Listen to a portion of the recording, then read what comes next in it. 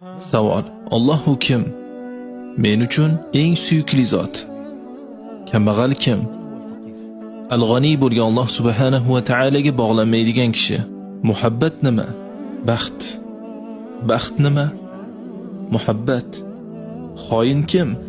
Men unga o'q uzishni o'rgatgach, menga qarata o'q uzgan kishi. Hayotdagi eng yomon hissiyot nima? Erkaklarni xorlanishi. Dunyodagi eng afzal panoh marhamatlik Alloh subhanahu va taolaning panohi. Hayotdagi eng go'zal hissiyot nima? Rozilik. Zulm nima? G'azo. Erkak u kim? Muhammad sallallohu alayhi va sallam. Ayol u kim?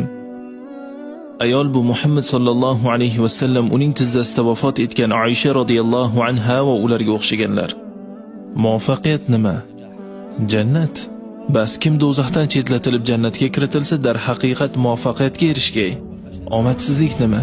Jahannam. Ayting, albatta ziyonkorlar qiyomat kuni o'zlariga ham ahli oilalariga ham ziyon qilguvchi kimsalardir.